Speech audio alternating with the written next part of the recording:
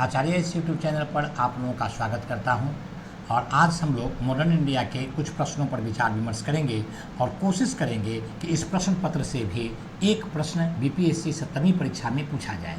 आइए सबसे पहला प्रश्न देखते हैं, वानदिवास के युद्ध के विषय में सही है। तो पहला है, ए ऑप्शन है जनवरी 1760 ईस्वी में हुआ। दूसरा है अंग्रेज़ों एवं फ्रांसीसियों के मध्य हुआ। सी है दोनों सही है और डी है ए और बी दोनों गलत है। तो उत्तर इसके हो जाएंगे, वानदिवास के युद्ध की बात करें तो पहला सही है, यानी कि 41वां प्रश्न का देखें तो पहला सही है और दूसरा भी सही है। तो इस दृष्टिकोण से देखें उत्तर बन रहा है सी। क्योंकि वानदिवास की लड़ाई जनवरी 1760 ईस्वी में अंग्रेज़ों और फ्रांसीसियों के बीच में हुआ था। जनवरी 1760 के 22 जनवरी को यह युद्ध हुआ था और एक तरफ से आयरकुट अंग्रेज की तरफ से लड़ रहा था और दूसरी तरफ से काउंट दिलाली था। इस युद्ध का संबंध कर्नाटक के तृतीय युद्ध से था और इस कर्नाटक के तृतीय युद्ध का अंत पेरिस के संधि से समझौता से हुआ था जो 1763 ईस्वी में हुआ था। तो कुल मिलाकर के वानदिवास के युद्ध में हम देखते हैं अंग्रेज़ों को सफलता मिली, आयरकुट ने काउंट दिलाली को पराजित किया और इस तरह से इस युद्ध में अंग्रेज़ों को निर्णायक सफलता मिली। तो कुल मिलाकर के इसका उत्तर सी होगा, जनवरी 1760 सही है और अंग्रेज तथा फ्रांसीसियों के बीच में हुई थी यह भी सही है और फ्रांसीसियों को इस युद्ध के माध्यम से मोटे तौर पर अंग्रेजों ने निर्णायक रूप से पराजित किया था। आगे हम देखते हैं, अगला प्रश्न है कि किस अंग्रेज को जहांगीर ने खान की उपाधि दिया था। 42वां प्रश्न। तो दूसरा प्रश्न हमारे लिए आज का होगा, इसका उत्तर हो जाएगा हॉकिंस, यानी कि 42वें प्रश्न का उत्तर जो है वह हो जाएगा डी। हॉकिंस को जहांगीर ने खान की उपाधि दिया था। हॉकिंस 1608 ईस्वी में भारत जहांगीर के दरबार में आया था, भारत आया था और जहांगीर के नाम वह एक पत्र लेकर के आया था जेम्स प्रथम का, जो ब्रिटेन का राजा था और जहांगीर को ने उसे काफ़ी सम्मान दिया, 400 का मनसब प्रदान किया था, उसे खान की उपाधि दिया और वह व्यक्ति जो था वह फारसी बहुत प्रॉपर वे में बोलता था। और हॉकिंस जो है वो हेक्टर नामक जहाज से भारत में आया था, सूरत उतरा था और उसने जहांगीर से बहुत कुछ प्राप्त करने की कोशिश की और स्वाली की लड़ाई में जब अंग्रेज़ों ने, कैप्टन वेस्ट ने पुर्तगालियों को पराजित किया तो उस पराजय के बाद हम देखते हैं कि जो सूरत के ये फैक्ट्री था उस फैक्ट्री को मान्यता दे दी गई। दूसरी तरफ हम देखते हैं कि अगला टॉमस रो है। तो टॉमस रो को खान की उपाधि नहीं दी गई थी। टॉमस रो जो है वो 15 से लेकर के 18 तक यहाँ रहा था और टॉमस रो जेम्स प्रथम का राजदूत बनकर के आया था और उसने भी अंग्रेजों के पक्ष में बहुत कुछ प्राप्त किया।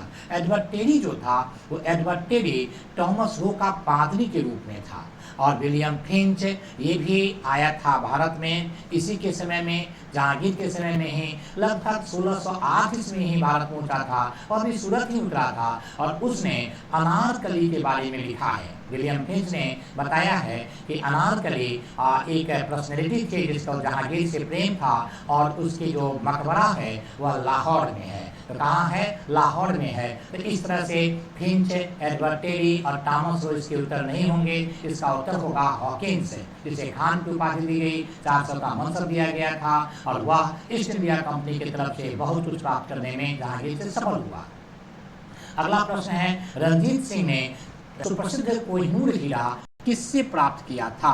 तो ऑप्शन में ए में है शाह शुजा, बी में है जमान शाह, तीसरा में है, सी में है दोस्त मोहम्मद और डी में है शेर अली। इसका उत्तर हो जाएगा ए, इसका उत्तर हो जाएगा शाह शुजा। शाह शुजा के बारे में देखें तो शाह शुजा से रणजीत सिंह ने कोहिनूर हीरा प्राप्त कर लिया। जैसा कि हम लोग जानते हैं, जब नादिर शाह यहाँ से 1739 की लड़ाई में, करनाल की लड़ाई में लड़ करके जा रहा था तो यहाँ से तख्ते ताउस और कोहिनूर हीरा लेकर के चला गया था। उस समय से कोहिनूर हीरा अफगानिस्तान में ही था। शाह शुजा को जब वहाँ समस्या हुई तो भाग करके भारत आया और रणजीत सिंह के यहाँ मिलने के बाद रणजीत सिंह ने गुरु ग्रंथ साहिब पर हाथ रख करके कहा कि मैं तुम्हें राजा बनाने में अपना योगदान दूंगा। दूसरी तरफ वह शाहशुजा कोहिनूर हीरा को अपने पगड़ी में रखता था और पगड़ी कभी खोलता ही नहीं था।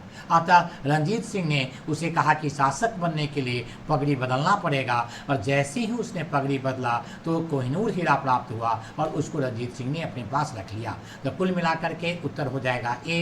और जमान शाह की बात करें तो जमान शाह जो है वो 1799 ईस्वी में हम देखते हैं कि इसके कुछ तोप गिर गए थे नदी में, और उस खोए हुए तोप को प्राप्त करवाने में रणजीत सिंह ने योगदान दिया, जिसका परिणाम हुआ कि जमान शाह के सहयोग से रणजीत सिंह को उसने सहयोग किया। 1799 ईस्वी में लाहौर पर इसने कब्जा कर लिया रणजीत सिंह ने। तो रणजीत सिंह को राजा बनाने में जमान शाह की महत्वपूर्ण भूमिका रही।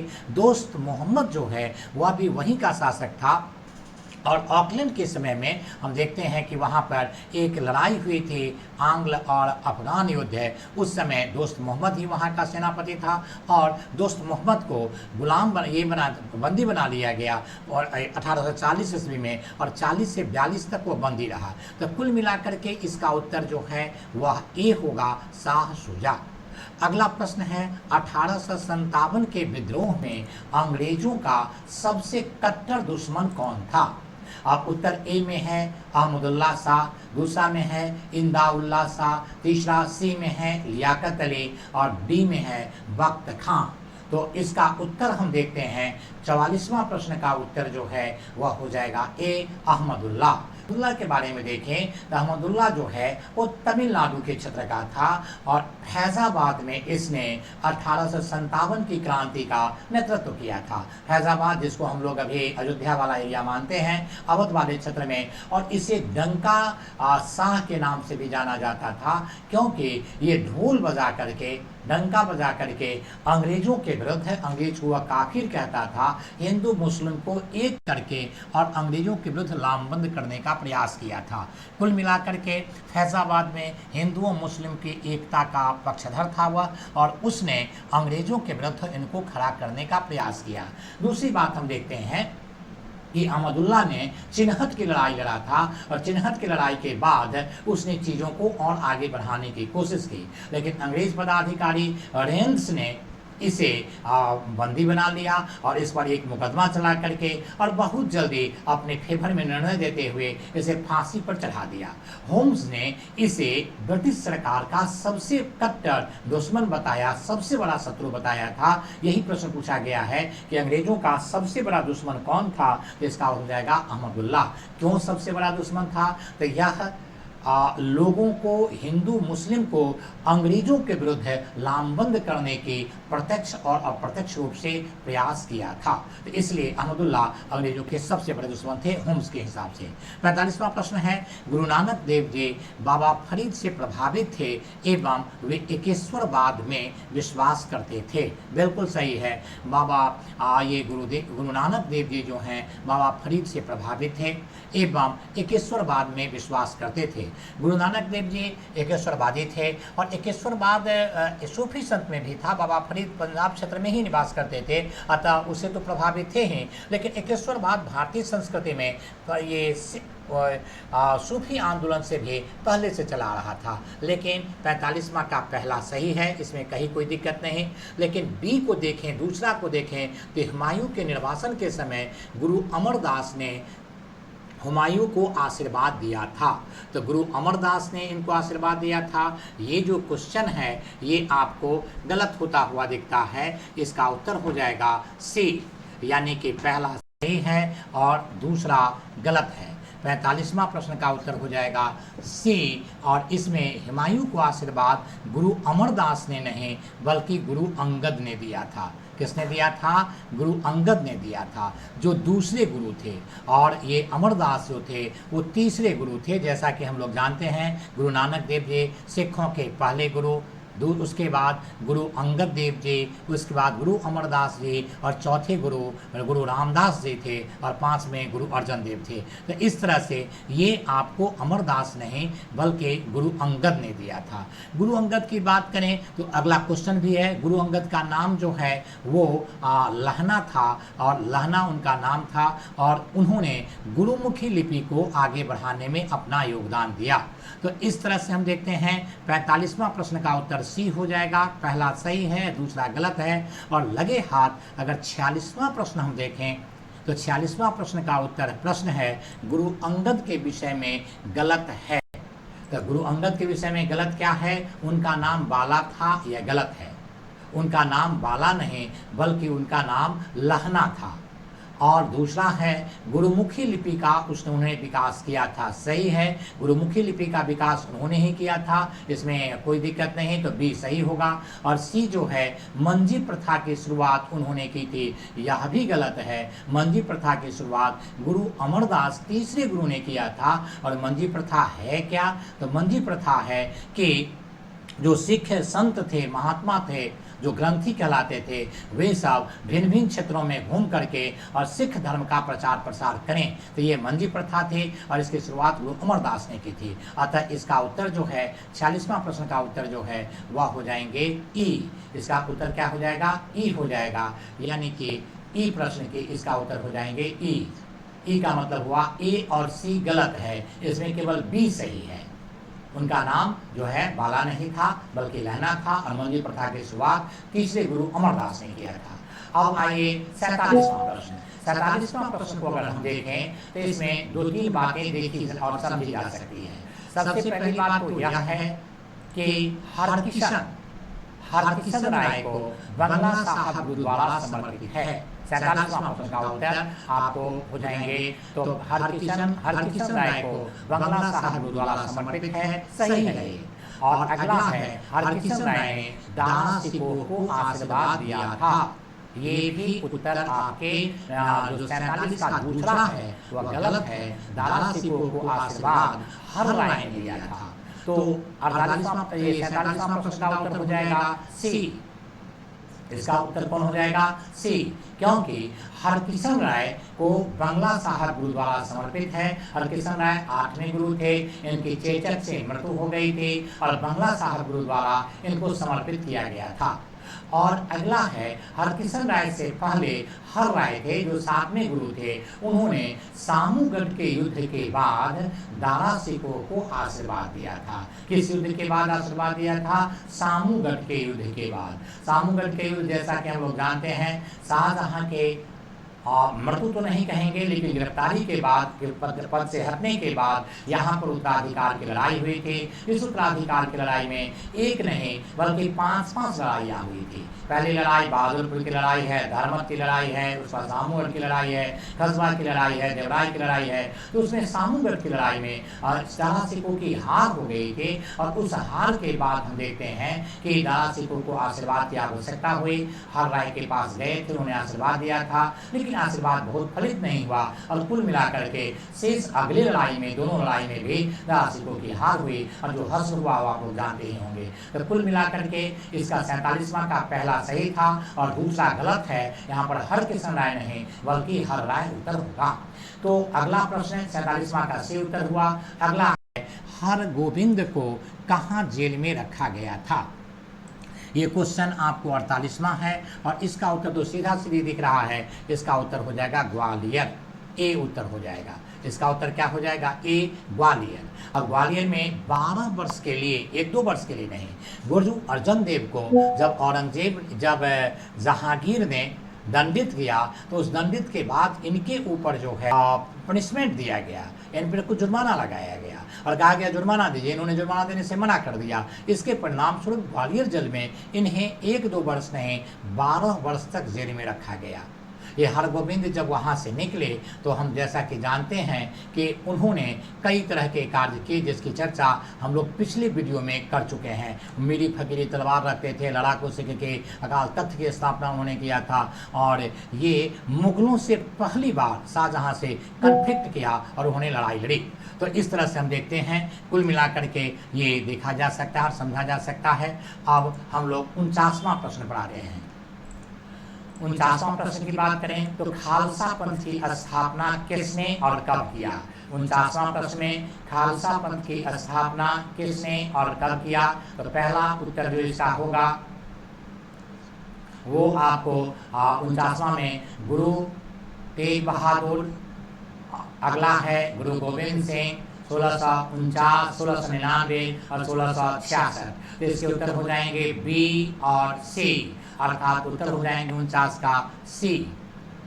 49 का उत्तर हो जाएगा सी, यानी कि बी का मतलब गुरु गोविंद सिंह और सी का मतलब हुआ 1649। जैसा कि हम लोग जानते हैं, गुरु गोविंद सिंह जी महाराज जी का जन्म 1666 ईस्वी में पटना साहिब में हुआ। उनके पिता गुरु तेग बहादुर जो 9वें गुरु थे और उनकी माता गुजरी थी, और यही उनका जन्म हुआ 1666 में। 1699 ईस्वी में आनंदपुर साहब में उन्होंने खालसा पंथ की स्थापना की, और वहीं खालसा पंथ में उन्होंने हम देखते हैं कि खंडे दे पाहुल की शुरुआत की थी। खंडे दे पाहुल एक परंपरा थी जिससे तलवार से पानी को काटा जाता था, एक प्रकार के लड़ाकूपन को पैदा करने की कोशिश की जा रही थी। तीसरी तरफ हम देखते हैं कि उन्होंने निर्मल प्रथा की भी शुरुआत किया था। ये निर्मल प्रथा क्या था कि प्रत्येक कुछ वर्षों के बाद या प्रत्येक वर्ष कुछ सिख संतों को वाराणसी भेजा जाता था और उनको शिक्षा लेकर के वहाँ से आने की बात कही जाती थी, जो ज्ञान को हमेशा पवित्र करने की बात कही गई थी। अगली बात हम देखते हैं, गुरु गोविंद सिंह जी महाराज ने कई ग्रंथों की रचना की, जैसे रामावतारम, जैसे कृष्णावतारम, जैसे चंडी दीवार, जैसे विचित्र नाटक तो उनका आत्मकथा ही है, जैसे दसम पाद ग्रंथ है। उसके बाद हम देखते हैं उसके बाद उन्होंने विचित्र नाटक और जफरनामा की रचना की जो फारसी में था, और उसमें कई लेटर उनके संकलित थे जो औरंगजेब गुरु ने पत्र लिखा था। तो गुरु गोविंद सिंह के बारे में देखें तो उन्होंने कई चीज़ों की शुरुआत की थी। उन्होंने पंच प्यारे की परंपरा की भी शुरुआत की थी। कुल मिलाकर के उन्होंने अंग्रेजों मुगलों को बड़े स्तर पर चुनौती देने की कोशिश की, जिसका परिणाम यह हुआ कि मुगल और गुरु के बीच में, गुरु गोविंद सिंह के बीच में एक नहीं बल्कि 5-5 लड़ाइयाँ हुई, जिसमें सरहिंद की लड़ाई, चमकौर साहिब की लड़ाई, आनंदपुर साहब की लड़ाई, इन सारी लड़ाइयों में हम देखते हैं कि मुगलों को बड़े स्तर पर क्षति पहुंचाया गया। पिछले वीडियो में हमने देखा था कि चमकौर की जो लड़ाई थी उसमें 10 लाख जो मुगल सैनिक थे उनको कत्लेआम किया गया। कुछ 42-43 लोगों ने मिलकर के किया था। तो कुल मिलाकर के खालसा पंथ की स्थापना का उत्तर सी होगा, अर्थात गुरु गोविंद सिंह ने स्थापित किया था, 1699 में आनंदपुर साहिब में किया था। ये सब चीज़ें हमने देखा है। अब अगला प्रश्न है 50वां प्रश्न है, निम्नलिखित में से किन का संबंध सिख धर्म से है। तो सिख धर्म से किनका है? निर्मल प्रथा, अभी हम लोग चर्चा कर रहे थे। खंडे दे पाहुल अभी चर्चा कर रहे थे, और मंजी प्रथा अभी चर्चा किए हैं कि तीसरे गुरु ने शुरू किया था, और इन दोनों प्रथा की शुरुआत 10वें गुरु गोविंद सिंह महाराज ने किया था। 50वां को उत्तर सीधा सीधी हो जाएगा आपको डी फॉर दिल्ली। ये 50वां का उत्तर हो जाएगा डी। 51वां प्रश्न है कि भारत में पुर्तगाली शक्ति का वास्तविक संस्थापक कौन था। इसका उत्तर हो जाएगा बी, अल्बुकर्क, अर्थात वास्को डी गामा। ए में है, बी में है आपको अल्बुकर्क, सी में है जॉर्ज ऑक्सडन, और अगला है अल्मीडा। तो इसका उत्तर हो जाएगा बी, इसके उत्तर हो जाएंगे अल्बुकर्क। और अल्बुकर्क जो है वह एक बार 1503 में भी यहाँ आया था और आकर के चीज़ों को व्यवस्थित करने की कोशिश की। उसके बाद हम देखते हैं कि अल्मीडा यहाँ का पहला गवर्नर बना, और दूसरा गवर्नर जो है अल्बुकर्क बना, जो 9 से लेकर के और 15 तक रहा। 1515 ईस्वी में, 1509 से 1515 तक रहा। 1515 ईस्वी में यही गोवा में उसकी मृत्यु हो गई। उसने क्षत्रिय साम्राज्य स्थापित करने की कोशिश की, और 1510 ईस्वी में, एकदम याद रखेंगे हम कि 1510 ईस्वी में उसने गोवा से तो बीजापुर से छीन लिया और बीजापुर में उस समय शासक था यूसुफ आदिल शाह। तो यूसुफ आदिल शाह से उसने गोवा को प्राप्त किया था। तो कुल मिलाकर के हम देखते हैं कि यह उसने माने अल्बुकर्क ने पुर्तगालियों को यहाँ पर स्थापित करने में महत्वपूर्ण योगदान दिया। अगला है Vasco D gamma. Vasco D gamma सबसे पहले यहाँ पर आया था और उसे 1498 में जब यहाँ वो पहुँचा वास्को डी गामा, तो जमुनी ने कालीकट में उसके क्या किया, स्वागत किया था। 17 मई 1498 ईस्वी में कालीकट में पहुंचा और जमुनी नामक वहाँ का जो पैतृक उनका उपाधि थी उसका नाम था कृष्ण जमुनी। तो उसने इनका स्वागत किया था, उनको मैंने ये किया, मैंने रिसीव किया। और दूसरी तरफ हम देखते हैं अब्दुल मजीद नामक एक व्यापारी उसको सहयोग किया था वास्को डी गामा को यहाँ आने में। वास्को डी गामा यहाँ से विशेष करके काली मिर्च, दालचीनी और अन्य प्रकार के मसाला लेकर के गया और उस मसाला में उसे 1-2 नहीं 60 गुना के प्रॉफिट हुए। फिर वास्को डी गामा 1502 ईस्वी में यहाँ आया था, यहाँ से काफी मसाला लेकर के वहाँ गया। तो कुल मिलाकर के देखा जाए वास्को डी गामा की भूमिका ये पुर्तगालियों को यहाँ लाने में है। अगला हम देखते हैं अल्मीडा के बारे में। अल्मीडा पहला गवर्नर था और इसके 2 कार्य थे। उसने कार्तेज नाम का एक परमिट की शुरुआत की थी। वह ऐसा परमिट था जो यह परमिट नहीं खरीदता था उसके जहाज को लूट लिए जाते थे। और नीले पानी की नीति की शुरुआत की थी। इसमें समुद्री वर्चस्व की बात कही गई थी और इसी के लिए कार्तेज नामक परमिट की व्यवस्था की गई थी। तो कुल मिलाकर के हम देखते हैं वास्को डी गामा, अल्बुकर्क और ऑक्सडाइन और ये अल्मीडा है, ये सब इसके ऑप्शन हो गए। अगला क्वेश्चन है निम्न में से कौन सा एक फसल भारत में पुर्तगालियों द्वारा लाया गया। अब अफीम की खेती भारत में पहले से होती थी। कॉफी की खेती बाबा बगान लाया यहाँ। पान भारत के पहले से चले आ रहे हैं और इसका उत्तर हो जाएगा डी, मिर्च। इसका उत्तर क्या हो जाएगा, मिर्च। लाल मिर्च जो है वो पुर्तगालियों के द्वारा भारत लाया गया। पुर्तगालियों ने भारत में कई फसलों को जैसे टमाटर, जैसे आलू, जैसे शकरकंद, जैसे लाल मिर्च, जैसे हम देखते हैं कि मूंगफली, जैसे हम देखते हैं अनानास, लीची, संतरा, कई प्रकार के फसलों को, पपीता, भिन्न भिन्न क्षेत्रों से यहाँ पर लाया और उसके बाद इसकी खेती प्रारंभ हो गई। लेकिन अफीम की खेती भारत में पहले से हो रहा था। अफीम 16वीं शताब्दी में भारत आया था। उसके बाद हम देखते हैं कॉफी जो है वो बाबा बगान के द्वारा लाया गया और पान की खेती तो यहाँ पर बहुत पहले से 3री-4री शताब्दी ईस्वी पूर्व से पान की खेती के प्रमाण मिलते हैं। इसका उत्तर हो जाएगा डी, लाल मिर्च। अगला प्रश्न है 53वां कि निम्न में से किसने वास्को डी गामा का कालीकट में स्वागत किया था। अभी अगले प्रश्न, पिछले प्रश्न के संदर्भ में हम इस पर चर्चा कर रहे थे और इसका उत्तर हो जाएगा आपको ए, जमुनी, जिनका पैतृक उपाधि थे और उसका नाम था कृष्ण जमुनी। उसका नाम क्या था, कृष्ण जमुनी। उसने वास्को डी गामा का कालीकट में स्वागत किया था। इस तरह से इसके उत्तर हो जाएंगे ए। आज की क्लास को यहीं प्रश्नों को विराम देता हूँ। कल हम लोग फिर अगले वीडियो में मिलेंगे और 2 वीडियो और मॉडर्न इंडिया का, उसके बाद ज्योग्राफी और पॉलिटी की वीडियो लाए जाएंगे। बहुत बहुत धन्यवाद।